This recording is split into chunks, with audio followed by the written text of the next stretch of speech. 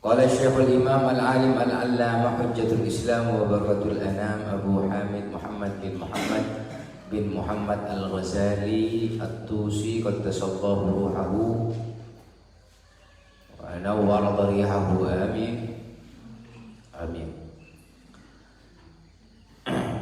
Lanjutan dari penjelasan yang kemarin dijelaskan, fa'lam ayyuhal haris al-muqbil ala iktibasil ilmi al-mudhir min nafsihi sidqir razabah. Ketahuilah bahwa orang-orang yang mencari ilmu bahwasanya di dalam mencari ilmu, ketika mencari ilmu kalian bermaksud, punya niat hanya untuk keren-kerenan, hanya untuk pamer-pameran, hanya untuk supaya dirinya menonjol di antara teman-temannya yang lain,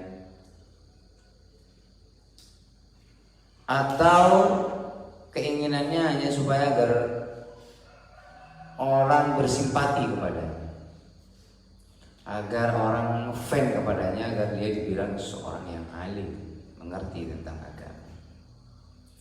Atau tujuannya hanya untuk mengumpulkan dunia, dia belajar ilmu hanya untuk tujuan mencari harta, mencari penghasilan. Maka ketika maksud kalian seperti itu, kata Imam Al-Ghazali, fa anta sa'in fi hadbi dinika wa ihlaki nafsika wa bai'i akhiratika bidunyak. Ketika kamu belajar tentang ilmu dan tujuan kamu seperti apa yang dijelaskan tadi, ketahuilah bahwa kamu sudah berjalan di jalan di mana kamu telah merusak atau merobohkan, menghancurkan agamamu, merusak dirimu, dan menjual akhiratmu ditukar dengan duniawi. Maka tujuan itu sangat penting di dalam apapun, terutama di dalam masalah menuntut ilmu. Makanya Imam Ghazali pertama kali di dalam muqaddimah karya beliau kitab Bidayatul Hidayah, yang ditekankan adalah apa dulu tujuan kamu mencari ilmu. Maka pertama kali yang diperingatkan oleh Imam Ghazali adalah niat dan tujuanmu di dalam mencari ilmu. Seperti di dalam hadis Al-Arba'in An-Nawawi, hadis pertama itu adalah hadis niat.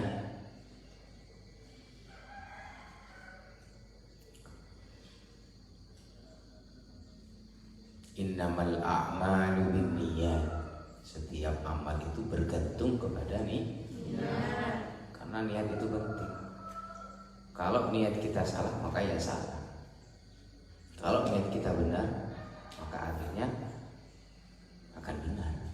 Maka niat sangat penting di sini, terutama di dalam mencari ilmu.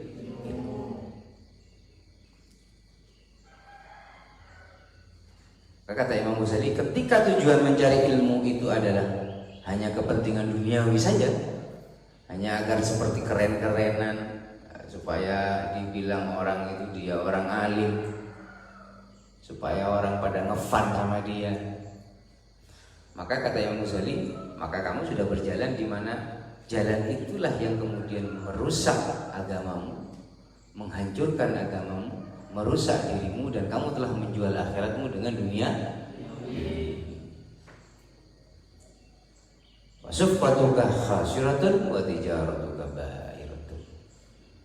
Maka ketika kamu sudah menjual agamamu, menjual akhiratmu dengan dunia, maka transaksi kamu dari awal sudah rugi, dan bisnis kamu adalah bisnis yang hancur ketika kamu menjual akhiratmu dengan dunia. Sufqatuka khasiratun wa tijaratuka ba'iratun. Transaksimu di awal sudah rugi, Maka ketika sebuah transaksi di dalam sebuah bisnis itu sudah merugi dari awal, maka bisnis itu akan hancur, bisnis yang hancur. Wa mu'allimuka mu'inun laka ala isyanika wa syarikun laka fi khusranika. Maka ketika tujuan kamu di dalam mencari ilmu seperti itu, seperti yang kita sebutkan tadi, maka orang yang mengajari kamu, wa mu'allimuka. Ketika mu'allim itu juga punya niatan yang sama ya. Wa mu'allimuka mu'inun laka ala isyanika. Maka ketika seorang guru tidak mengingatkan akan niat dan tujuan yang benar di dalam mencari ilmu, maka sejatinya dia sudah menjadi penolong bagi kamu ala isyanika, atas maksiat kamu. Di mana letak kemaksiatannya? Di mana letak kesalahannya? Ya di dalam niatnya. Ketika seorang guru tidak menjelaskan tentang bagaimana sebenarnya niat dan tujuan mencari ilmu, maka sejatinya gurumu itu sudah menjadi penolong dan membantu kamu di dalam kemaksiatan.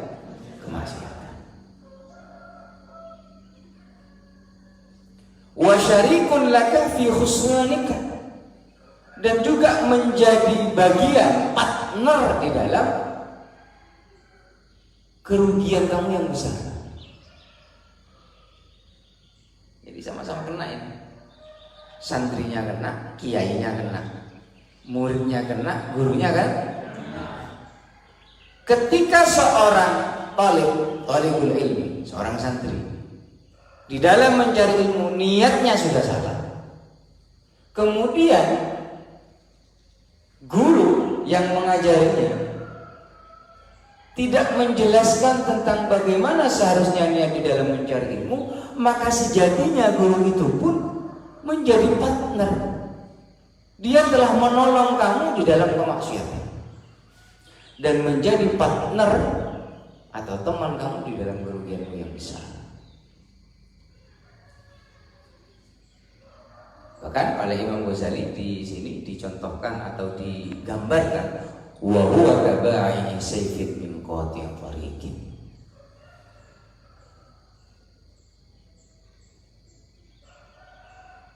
Ya, digambarkan oleh Imam Ghazali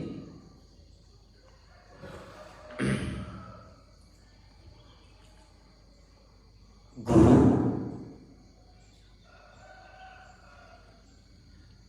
yang seperti itu, kaba'i sayfin min qati' tariqin, orang yang menjual pedang dari perampok.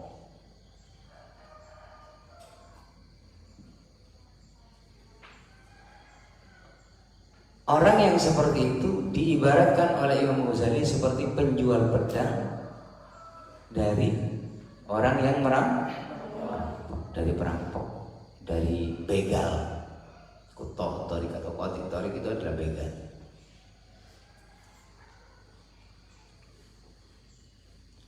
Kama qala sallallahu alaihi wasallam, sebagaimana yang telah didahulukan oleh Nabi kita sallallahu alaihi wasallam, man a'ana ala ma'siyatin walau bi syatri kalimatin kana syarikan lahu fiha.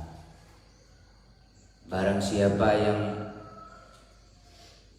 menolong di dalam kemaksiatan walau bi syatri kalimatin, walau hanya dengan separuh kalimat, kana syarikan lahu fiha, maka dia yang menolong orang lain di dalam kemaksiatan dianggap partner atau teman di dalam kemaksiatan itu.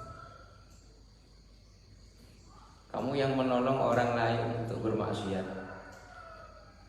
seperti misalkan ada teman kamu melakukan sesuatu yang melanggar undang-undang pondok pesantren, kamu udah ikut melanggar, cuma kamu bukain pintunya, atau kamu bilang, kiai ada? Tidak ada. Kamu tahu maksudnya anak ini nanya sama kamu karena kamu ingin pergi saat kiai tidak ada. Kamu bilang menjawab kiai ada, tidak ada. Padahal kamu tahu tujuan anak ini bertanya karena dia ingin keluar dari pesantren. Itu namanya man a'ana ala maksiat. Masuk di dalam hadis man a'ana ala maksiatin walau bi syatri kalimatin kana syarikan lahu fiha. Barang siapa yang menolong di dalam perbuatan maksiat walau bi syatri kalimatin, walaupun dengan separuh kalimat, atau misalkan separuh kalimat ini ya, temanmu mau keluar ternyata yai juga baru keluar misalkan, terus kamu ucap memperingati agar supaya hati-hati pola beli yai, itu bisa dikalimatin masuk itu.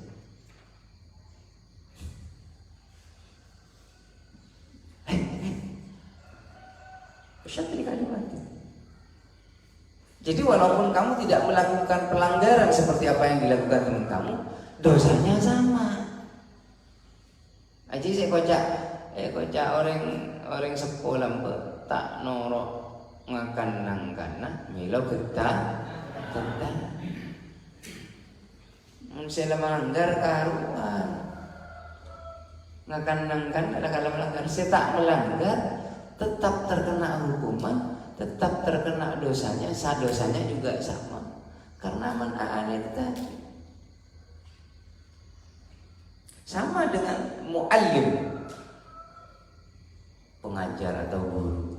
Jadi kalau gurunya tidak menjelaskan tujuan yang sebenarnya yang baik, yang harusnya dilakukan oleh thalibul ilmi, seorang santri di dalam mencari ilmu, maka dia sebagai seorang guru telah punya andil di dalam perbuatan maksiat,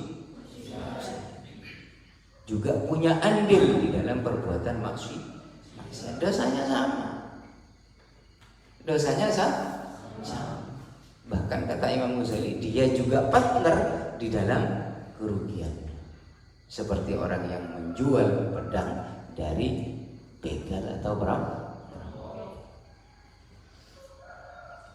Ini juga diperkuat oleh hadis Nabi yang mengatakan man a'ana ala maksiatin walau bi syatri kalimatin kana syarikan lahu fiha. Hati-hati, terkadang kita tidak sadar bahwa kita telah menolong orang lain di dalam kemaksiatan. Ini berbahaya karena ya kita tidak melakukan apa-apa tapi terkena dosanya. Saya lakukan dosa karuan, jadi ngelakukan dosa. Kita bodoh maling, misalnya ada pencuri, tak norongi, tidak ikut tidak andil di dalam pekerjaannya, tapi andil di dalam menolong. Misalkan dia tahu kalau ada pencuri misalkan, tapi dia diam saja.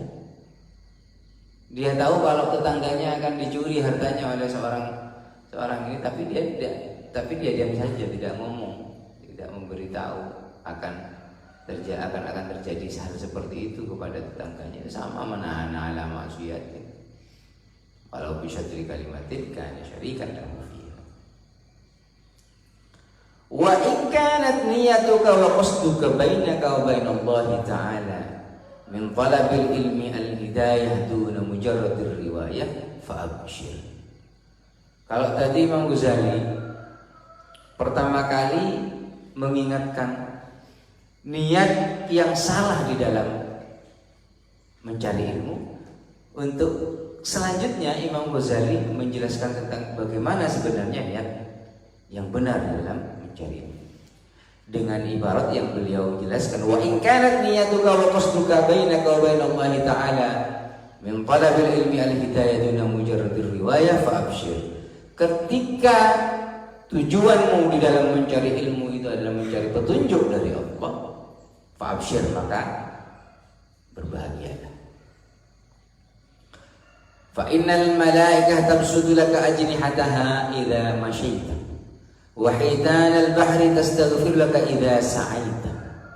Kata Imam Ghazali, ketika niatmu di dalam mencari ilmu adalah mencari petunjuk dari Allah, mencari hidayah dari Allah, maka berbahagialah, sesungguhnya malaikat telah mengepakkan sayapnya ketika kamu berjalan menuju tempat di mana kamu menuntut ilmu. Fa innal malaikata tasjudu laka ajnihataha idza masyaita wa hitanal bahri tastaghfir laka idza sa'ita. Dan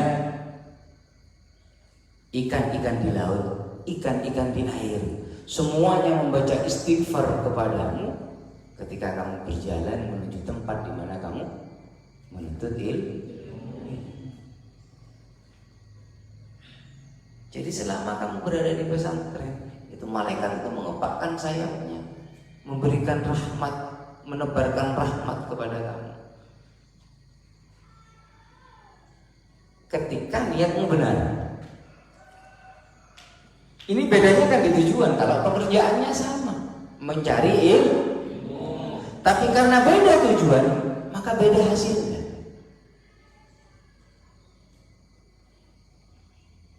Sama-sama mondok, pekerjaannya sama, tapi niatnya beda, maka hasilnya juga akan beda.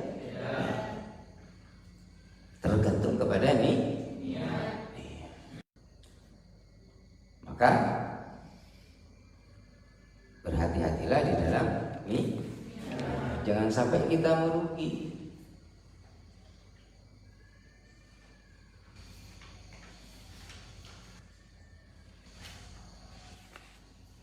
Jadi ada dua yang pertama kali diingatkan oleh Imam Ghazali. Pertama adalah qasdun, tujuan kita mencari ilmu. Kalau niatnya untuk hal-hal duniawi, kan banyak seperti ini. Orang belajar supaya alim, supaya dikatakan kalau dia itu adalah orang yang alim di antara orang-orang yang lain, supaya orang-orang itu ngefan kepada dirinya, alim, dia itu seorang kiai. Atau tujuannya hanya untuk hal-hal duniawi. Saya kalau kemudian jadi orang alim, banyak orang yang senang, saya dakwah kemana-mana, saya dapat uang dari situ, orang pada ngefans kepada saya jadi orang terkenal, umat saya banyak. Ini sudah masuk kepada apa yang diperingatkan oleh Imam Ghazali. Fa anta sa'in fi hadmi dinika wa ihlaki nafsik wa bai'i akhiratika bidunyaka. Kalau tujuanmu seperti itu, maka kamu telah berjalan di jalan di mana agamamu telah kamu hancurkan, telah kamu robohkan, kemudian dirimu sudah kamu rusak, dan kamu telah menjual akhiratmu dengan dunia. Kemudian yang kedua, ketika niatnya benar, wa in kunta bainaka wa in kunta niyatuka wa qasduka bainaka wa bainallahi ta'ala min talabil ilmi al-hidayah, ketika tujuanmu di dalam mencari ilmu itu antara dirimu dengan Allah hanya mengharapkan hidayah, petunjuk dari Allah, fa'abshir, maka berbahagialah ketika tujuanmu seperti itu. Fa innal malaikata tasjudu laka ajnihataha idza masyaita wa hitanal bahri tastaghfir laka idza sa'aita. Malaikat mengepakkan sayapnya ketika kamu berjalan menuju tempat di mana kamu mencari ilmu. Wa hitanal bahri, ikan-ikan di air, di laut itu membaca istighfar untuk kamu. Kita bayangkan berapa banyaknya jenis-jenis ya, jenis ikan. Bukan jumlah ikannya, jenisnya saja kita sudah tidak tahu berapa jenisnya ikan. Kok jagalan, kok jahe, ikan tuna, ada ikan kerapu, ada kakap, ada macam-macam. Semua jenis ikan yang ada di mana, di laut itu membacakan istighfar untuk kita. Jika niat kita benar, jika niat kita hanya mencari petunjuk, memohon hidayah kepada Allah di dalam mencari ilmu, jangan sampai. Nah, ini harus hati-hati. Jangan sampai kita merugi. Sudah mondok berpuluh-puluh tahun, sudah capek dalam kegiatan-kegiatan mencari ilmu, subuh sebelum subuh dibangunkan, habis itu sholat subuh berjamaah, habis itu ngaji, habis ngaji boleh, sekolah ngaji. Kegiatan-kegiatan itu kan buat kita capek. Jangan sampai hal-hal yang melelahkan kita itu akhirnya tidak ada gunanya buat kita, akhirnya rugi. Jadi hati-hati, jangan sampai apa yang menjadi tujuan kita mencari ilmu itu berkaitan dengan dunia, hanya untuk dunia. Yang benar adalah kita mencari ilmu, mencari hidayah dari Allah. Mudah-mudahan kita termasuk orang-orang yang mencari ilmu yang tujuannya adalah mencari hidayah, sehingga termasuk di dalam apa yang dijelaskan oleh Imam Al-Ghazali, bahwa orang yang demikian itu akan dilindungi oleh malaikat, dan ikan-ikan di laut semuanya membaca istighfar kepada kita. Bayangkan, baca istighfar, kita mau baca istighfar kadang-kadang kita capek, malas. Itu pun kalau diterima oleh Allah istighfar kita. Tapi istighfar makhluk yang seperti ini, ikan-ikan di laut itu baca istighfar. Makanya kadang-kadang ada ucapan dari orang tua kita, kalau kita menuntut ilmu, sedang nyantri, sedang belajar, jangan sampai usahakan tidak makan ikan laut. Kenapa? Karena ikan laut itu yang baca istighfar kepada kita. Si baca istighfar ya kakan gitu. Yang baca istighfar di mana? Yaitu tidak ada di dalam kitab seperti itu, tidak ada. Jadi cuma ucapan orang tua, tapi banyak berkahnya biasanya seperti itu. Kok bibon kan becek pesan. Jadi ada kata-kata orang tua itu wasiat atau wejangan dari orang tua kita. Sehingga menunduk jangan kanan cukup tak harapan kebuduh. Ternyata ada di kitab seperti ini, bahwa yang kita makan itu justru yang membacakan istighfar buat kita. Saya baca istighfar ya kan? Cek. Jadi mudah-mudahan kita termasuk orang-orang yang menuntut ilmu yang tujuannya betul-betul mencari hidayah dari Allah Subhanahu wa taala. Amin Allahumma amin. Walakin yang bagi laka an ta'lama qabla kulli syai'in anna al-hidayah allati hiya thamaratul ilmi laha bidayah wa nihayah wa zahirun wa batinun wallahu a'lam. Alam